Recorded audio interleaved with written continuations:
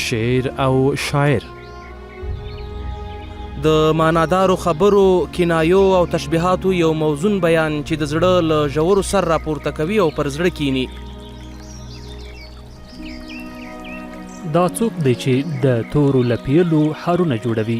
دا هنر کسبي او کذاتي دی. د شعر او شاعر خپرونه کې دواړه پیژنو، پر اړیکې خبرې کوو، نن او پرون یې سره پرتله کوو، په ګټو او زیانونو یې غږیږو.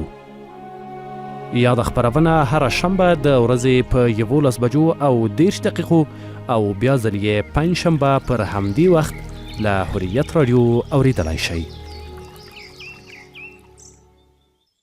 نحمده ونصلي على رسوله الكريم، اما بعد فاعوذ بالله من الشیطان الرجیم، بسم الله الرحمن الرحیم. د حریت رادیو د شعر او شاعر د خپرونې درنو مینوالو، د دې د یوې اونۍ په تېرېدو سره یو ځل بیا زه حبیب الله قلمل او په سټوډیو کې را سره همکار ستاسو درانه حضور ته حاضر سوي یو، په دې هیله چې ټول به جوړ او روغ یاست. درنو اورېدونکو، د تل په څېر موږ په خپرونه کې یو میلمه لرو، د هغه سره د هغه د ادبي ژوند پر ادبي موضوع او د خپرونې په پای کې د محترم میلمه څخه شعرونه اورو. په نننۍ خپرونه کې مو ځوان شاعر چې په ډېر لږ وخت کې د شعر په ډګر کې ډېر کار کړی دی او ډېر فعاله ځوان دی او د شعر پر ډېرو موضوعاتو باندې کار کړی دی او همدارنګه د ټولنې ډېر مثبت اړخونه یې راخیستي دي، په شعر کې انعکاس ورکړی دی او همدارنګه د ټولنې هغه بد رواجونه چې په ټولنه کې شته د هغه خلکو ته په داسې شکل معرفي کړي دي چې باید خلک نفرت ځنې وکړي او ځانونه لرې ځنې وساتي. دا کس ښاغلی قدرت الله هارون دی. د ده سره به د ده پر ژوند او همدارنګه د ده پر اثارو باندې بحث کوو، په دې هیله چې د خپرونې تر پای شیبو را سره واوسئ او له خپرونې څخه عظیمه استفاده وکړئ. نو ښاغلی هارون صاحب، خپرونې ته ښه راغلاست. مننه محترم استاد حاجي کلمل سم. زم په خپل وار او نوبت سره تاسو ته او ستاسو د خپرونې ټولو مینوالو ته السلام علیکم ورحمت الله وبرکاته وړاندې کوم. هیله لرم چې تاسو هم ښه یاست. مننه، ژوندي اوسئ. ښاغلی هارون صاحب، که خپل ځان په خپلو مبارکو الفاظو باندې درنو مینوالو ته معرفي کړئ چې چیرې زیږېدلي یاست، څومره عمر لرئ، چیرې مو تعلیم کړی دی او په څه مصروفه یاست؟ مننه حاجي کلمل صاحب. نوم یې قدرت الله هارون دی، د مرحوم له برجان اخوندزی یم. په روزګان ولایت کې زیږېدلی یم. د ژوند زیاته برخه مو همدلته کندهار کې تېره کړې ده. د کندهار یو اوسېدونکی یم. تر اووم صنف پورې مکتب ویلی دی. نو د درس د پاته کېدو لامل دې څه و چې درسونه دې نیمګړي پاته دي؟ داسې چې کورنۍ مشکلاتو سره، د کورنۍ مشکلاتو په خاطر سره موږ نسو کولی چې درسو ته دوام ورکړو. نو بس د کور ژوند زندګي مو را د غاړې وه. یعنې ستاسو مشکلات هم د نورو ځوانانو په څېر دي چې د اقتصادي مشکل په اساس باندې خپلې زده کړې نیمګړي پاته شوي؟ معلومه خبر ده حاجي کلمل صاحب محترمه چې زموږ د ټولنې ځوانان زیات ځوانان د اقتصادي مشکلاتو سره مخ دي او د کور مسؤلیتونه ور په غاړه دي. بالکل. د شعر ډګر ته دې څنګه فکر سو، علاقه دې و ورسره، که چا تشویق کړلې یا داسې یو حالت در باندې راغلی چې د هغه حالت په اساس باندې ته د شعر و شاعري خواته راګرځېدلې؟ د شعر و شاعري سره حاجي کلمل صاحب محترمه د کوچنیوالي سره مې ذوق او علاقه مندې ډېره وه. نو بیا کله د شاعرانو کتابونه مطالعه کوله، نو لامل یې همدغه څه چې د شاعرانو د کتابونو مطالعه و، د شاعرانو سره ناسته ولاړه، بیا مو خپله شاعري ته مخه کړله. بالکل. څو عمر مو د شاعري کېږي؟ تقریبا 4 کاله ته نږدې یو. او د شعرونو تعداد به مو څو ته رسېدلی وي؟ تر 206 پورې مو غزلې لیکلي دي او 4 منظمونه لیکلي دي. د چاپ دپاره دې امادګي نیولې ده که اوس تصمیم نه لرې؟ نو تر اوسه په د شاعري مو دونه وخت نه کېږي، کېدای شي په غزلو کې مو څه نیمګړتیاوې وي سره، نو په راتلونکي کې بیا د خیر سره ګورو. ډېره مننه ښاغلی هارون صاحب. په شعر کې کوم موضوعاتو ته ډېره ترجیح ورکوئ؟ پر کومو موضوعاتو باندې بحث کوئ په شعر کې؟ د شعر هغه محتوا دې د کومو موضوعاتو څخه جوړه ده؟ حاجي کلمل صاحب محترمه، زموږ وطن د ډېر عمر په ناخوالو کې پاته شوی دی. نو شعر د زیات عمر د کوم شعرونه چې ما لیکلي دي د وطن د شاعري کې د وطن اړخ ډېر دی پکښې کې. د وطن دپاره شعرونه ډېر لیکلي دي. بالکل. نو یوازې د وطن اړخ بیان کړی دي که یا د وطن دپاره دي ځینې پیغامونه یا د ښه ژوند لپاره دي ځینې پیغامونه په شعر کې وړاندې کړي دي؟ معلومه خبره ده حاجي کلمه صاحب چې کله د وطن شعر لیکونو په هغه کې د ولس دردونه مې د وطن نه خالي مخکې راځي په شعر کې، نو دغه موضوعات ته ډېر اشاره کېږي. په دې لاره کې متشویقونکي څوک و چا وهڅولاسي یا اوس مو څوک تشویق کوي؟ خدای دې غم نه راکړي داسې قدرمنو استادانو لکه تاسو چې یاست او استاد احمد وانی صاحب دی د اطلاعات کلتور ریاست ملګري شاعران ملګرو چې ناسه ولاړ لرو دوی تر ډېره حده پورې تشویق کړي او تشویق راکړي دي، نو دغه لامل دی چې دوی شاعري ته هڅولي سره ژوندي اوسئ. د شعر کروالي او د شعر تکړهوالی دي د دغه څه مودې په جریان کې مخ ته تګ کړی دی که شاتګ یې کړی دی؟ شعر دې قوي سوی دی که کمزوري سوی دی؟ په عموم کې د اول سر شاعري خو ټول عمر څه کمزوره ضعیفه روانه وي. دا چې کله شاعران مطالعه کې شعرونه ولیکي خپله بیا ادبي بیرو ته ورځي نو شعر ورځ تر بلې قوي کېږي. تر پخوا کېدای شي اوس هم شعر قوي سوی دا ولې مخکې شعر چې مو لیکلي وه دا اوس شعرونه مخکې قوي دي ورته. ډېره مننه ښاغلي هارون صاحب. د مطالعې خبره مو وکړله، کوم آثار مطالعه کوئ؟ د شاعرانو د شعرو په برخه کې کوم څه مطالعه کوئ او په ازاده مطالعه کې کومه برخه د ذوق سره برابره ده؟ ازاده مطالعه په عموم کې کومه ازاده مطالعه کومه د شعرونه کتابونه هم مطالعه کوم. ازاده مطالعه ده بس چې ضرورت ورته هغه کتاب مطالعه کوم. یعنی کله د تاریخ کتاب په لاس را درسي هغه ګوري، کله کله د ټولنیزو موضوعاتو کتابونه یې، کله کله اسلامي کتابونه یې، که څنګه؟ ازاده مطالعه بالکل بس تاریخي کتابونه او د شاعرانو کوم ټوک چې چاپ شوي لاس ته راسي هغه مطالعه کوم، ازاده مطالعه کوم. او په شاعرانو کې دي د زړو شاعرانو کې او د نوو شاعرانو کې د چا د شعر سره علاقه ده، د چا شعر ډېر اوري ډېر مطالعه کوي، که خاص کس نه انتخابوي د ټولو شاعرانو د شعرونو سره دې علاقه وي؟ په عموم کې خو د ټولو شاعرانو شعرونو څخه خوند راکوي چې اورم یې، که ځوانان دي او که مخکیني مشران شاعران دي. نو په مشرانو شاعرانو کې استاد احمد وانی صاحب شاعري مې تر وخته مطالعه کړې ده او مشر استاد جهاني صاحب دی، د ده کتابونه زیات زه مطالعه کوم. مشران کې هم دغه خلک دي چې مطالعه کوم. ډېره مننه ښاغلي هارون صاحب. فکر کوم ستاسو د معرفت لپاره د غونې کفایت کوي. راځو د خپرونې دویمه برخه چې موږ او تاسې موضوع ده د شعر اثر په ټولنه کې یا د اذهانو په روښانه کولو کې څومره رول لري. که چیرې په یو ټولنه کې شعر وي د هغې ټولنې د کسانو ذهنونه به څومره روښانه وي، او که په کومه ټولنه کې شعر نه وي د هغو ټولنې ذهنونه به څومره پیکه وي. مننه چې کمال صاحب. دا ټولنه د لکه څنګه ټولنه چې ډاکټر ته ضرورت لري، انجینر ته ضرورت لري، علماو ته ضرورت لري، نو ټولنه شاعر ته هم ضرورت لري. بالکل.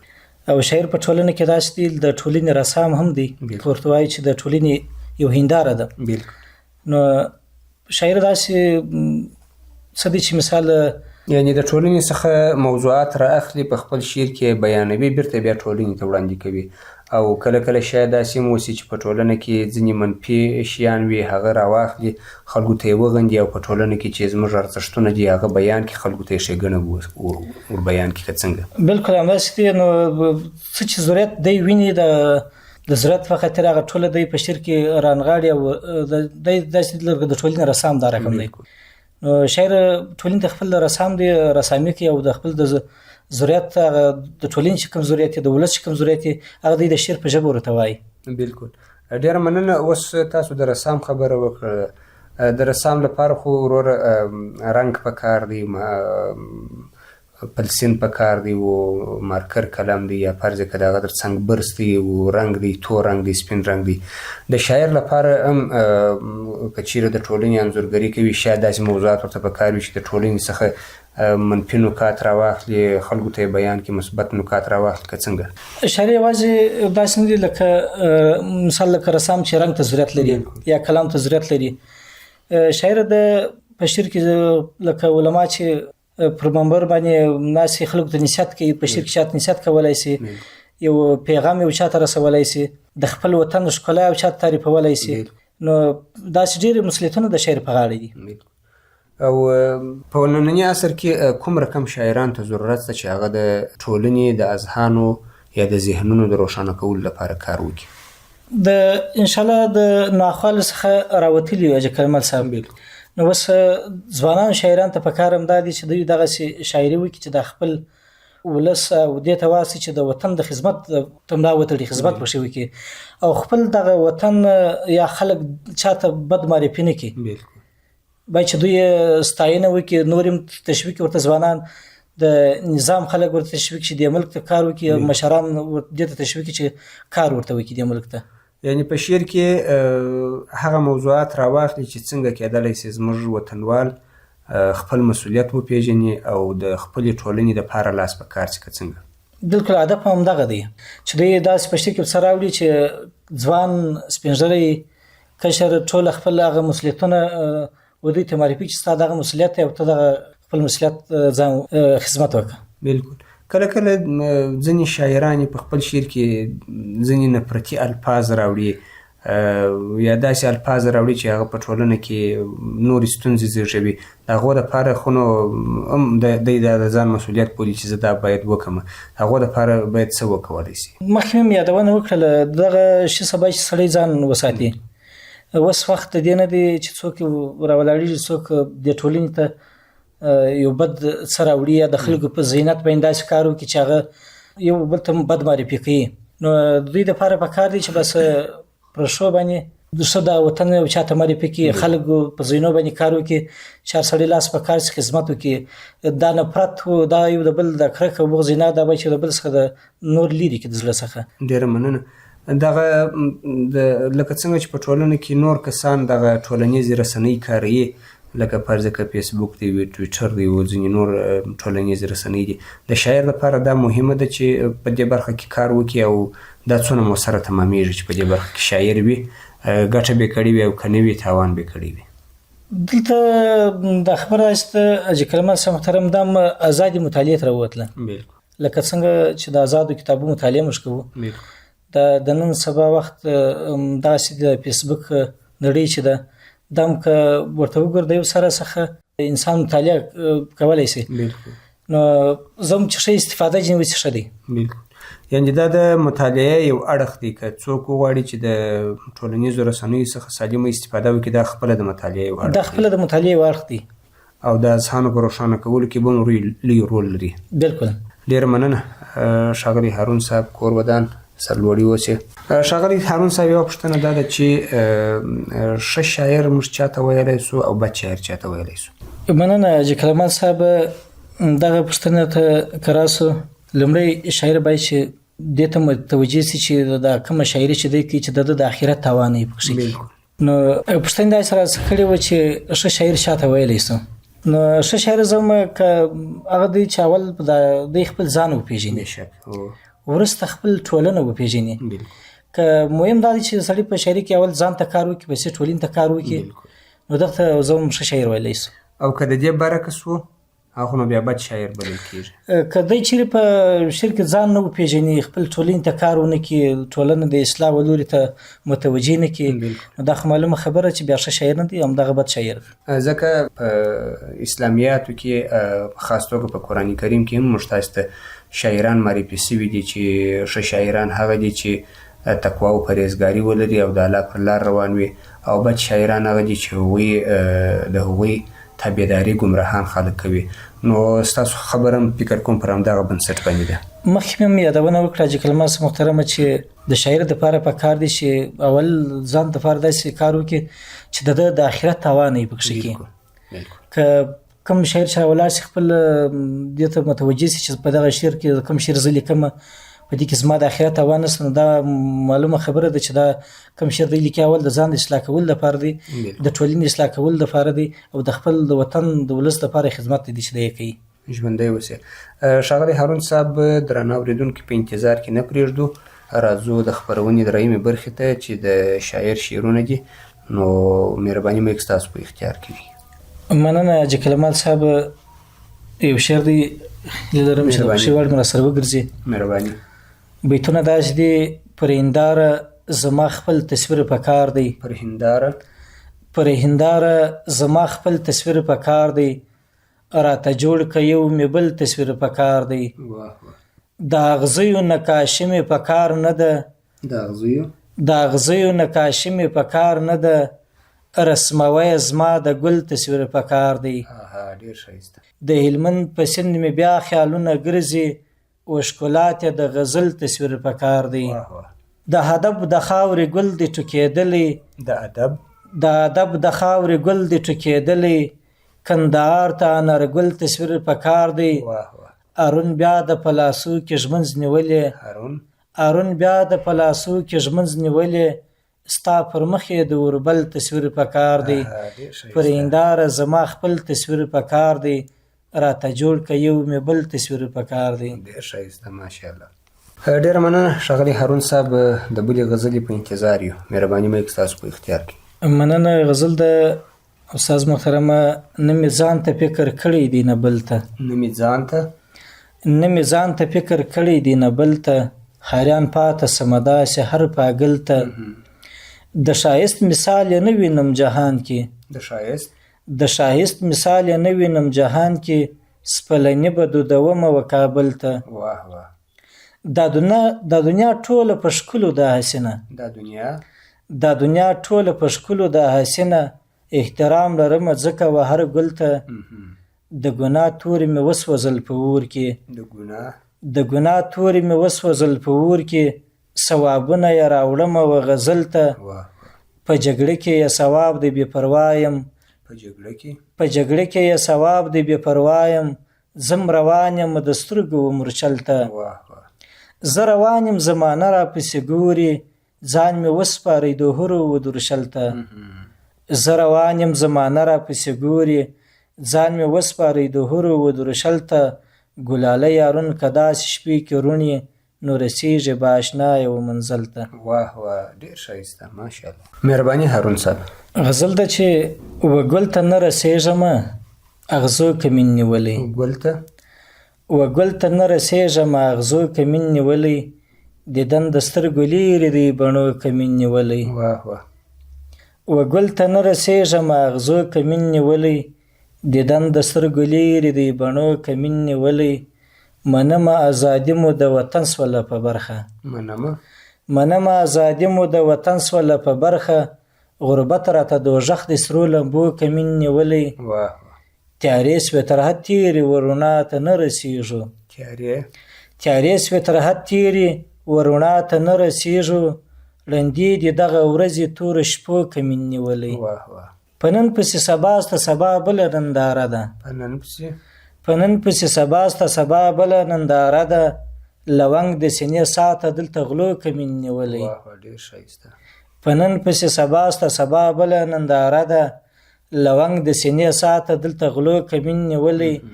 یاغي باغي نور مګر زهارونه را په خلاصه. یاغي باغي نور مګر زهارونه را په خلاصه. د زلفو په تارو کې مو خوشبو کمین نیولی. وګل ته نه رسیږم اغزو کمین نیولی. دیدن د سترګو لیرې دی بڼو کمین نیولی. ډیره مننه ښاغلی هارون صاحب. تاسو د خپلو خبرو په جریان کې وویل چې ما څو نظمونه هم لیکلي دي. نو مهرباني که هغه نظم در سره وي درنو اورېدونکو ته تقدیم کړئ خوشحاله به شو.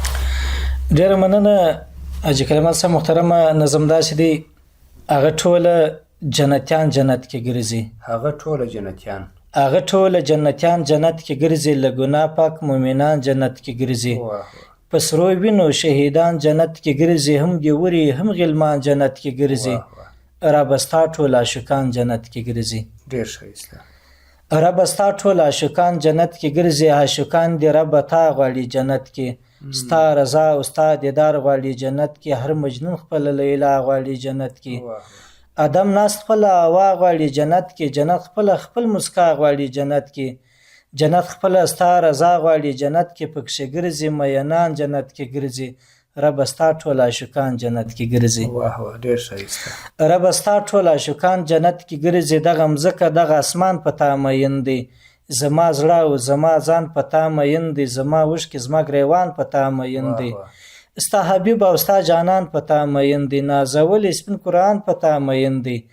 رب دشته کې ګلان دي مینه غواړي پر اسمان مې د باران دي مینه غواړي د خلوت ټول شیخان دي مینه غواړي په منبر نس ملایان دي مینه غواړي لیکوالان و شاعران دي مینه غواړي د نبی ټول امتیان دي مینه غواړي خدای ستا ټول بندگان دي مینه غواړي شاعران ستا شاګردان دي مینه غواړي ستا مخلص بندگان جنت کې ګرځي رب ستا ټول عاشقان جنت کې ګرځي ډیر ښایسته رب ستا ټول عاشقان جنت کې ګرځي ځینې ځینې بملایان دوزخ ته ورسي ځینې ځینې به عامیان دوزخ ته ورسي دا یو نیم به شاعران دوزخ ته ورسي دا یو نیم به بیا خانان دوزخ ته ورسي دا یو نیم به غریبان دوزخ ته ورسي دا یو نیم به شاګردان دوزخ ته ورسي دا یو نیم به استادان دوزخ ته ورسي دا یو نیم به ملکان دوزخ ته ورسي بلا شک زما رب چې ته خدای هم قهار هم منان هم رحیم بعضی جنتیان به زی دوزخ ته بعضی جنتیان به زی دوزخ ته دا یو نیم به غریبان دوزخ ته ورسي دا یو نیم به بیا سخیان دوزخ ته ورسي دا یو نیم به بیا خانان دوزخ ته ورسي دا یو نیم به شاګردان دوزخ ته ورسي دا یو نیم به استادان دوزخ ته ورسي دا یو نیم به ملکان دوزخ ته ورسي بلا شک زما رب چې ته خدای هم قهار هم منان هم رحیم بعضی جنتیان به زی دوزخ ته بعضی دوزخیان به زی جنت ته ستا د لارې پیرویان جنت کې ګرځي رب ستا ټول عاشقان جنت کې ګرځي رب ستا ټول عاشقان جنت کې ګرځي ته غنی ته مغنی ذوالجلال بلا شک ته سخی ذوالجلال خدای شکر رحمتونه دی بشمیر دی ذوالجلال نعمتونه دی بشمیر دی زما رب ته په خپل ستر باچای هم رضا کې ام علای هم مولای خدای دغه شاعران را تماب کا شاګردان استادان را تماب کا معلمان ملایان را تماب کا هغه ټول شهیدان را تماب کا وجه تجه اهتمام را تماب کا د رسول ټول امتیان را تماب کا زهرون لاس په دعای موتا ته پسرو وشکو په جړای موتا ته زما د زړتن کې ګلان جنت کې ګرځي رب ستا ټول عاشقان جنت کې ګرځي ډیر له ماشاءالله ښایسته نظم دی راتوه نو د خبرونې د پای شیبې دي ښاغلی هارون صاحب که خپل ښایسته پیغام درنو اوریدونکو ته ووایاست خوشحاله اوسو ډیره مننه خاص پیغام نه لرم یو خواهش لرم ویل لرم د خپل شاعرانو ادبپال ملګرو څخه دوی باید چې داسې څه ولیکي چې په شعر کې د دوی اخرتي تاوانۍ پکښې کړي باید چې د دوی ګټه پکښې کړي او داسې یو څه ولیکي چې د خپل د ټولنې دپاره یو خدمت وکړي خپل ځوانانو مشتو ته د خپل نظام خلکو ته دوی ته یو داسې پیغام پکښې وړاندې کړي چې دوی یو د مینې محبت کار وکړي او یو بل ته د اصلاح پیغام پکښې وړاندې کړي نه د نفرت نه د کرکې بالکل ډېر ښه ماشاءالله خوندور پیغام دی واقعا زموږ ټولنه دغسې پیغامو ته ضرورت لري چې په هغې کې د ټولنې د اصلاح د ټولنې د ښېرازۍ لپاره پیغام پکښې کې وي کور ودان هارون صاحب چې خپرونې ته حاضر سولاست ډېره مننه چې زحمت وکښئ او موږ میات کړو تر موږ پرې ورسېدلاست ډېره مننه کو ستاسو کور ودان سرلوړي اوسئ د هوریت راډیو د شعر او شاعر د خپرونې درنو مینوالو تر بلې داسې خپرونې چې زه حبیب الله قلمل او په استودیو کې راسره همکار ستاسو درانه حضور ته حاضرېږو پر الله مو سپارو په مخه مو ګلونه شعر او شاعر د معنادارو خبرو کنایو او تشبیهاتو یو موزون بیان چې د زړه له ژورو سر راپورته کوي او پر زړه کینی دا څوک دی چې د تورو لپیلو حارونه جوړوي دا هنر کسبي او کذاتي دی د شعر او شاعر خپرونه کې دواړه پیژنو پر اړیکې خبرې کوو نن او پرون یې سره پرتله کوو په ګټو او زیانونو یې غږیږو یاده خپرونه هره شنبه د ورځې په 11 بجو او 10 دقیقو او بیا ځل یې پنجشنبه پر همدې وخت له حریت راډیو اوریدلای شئ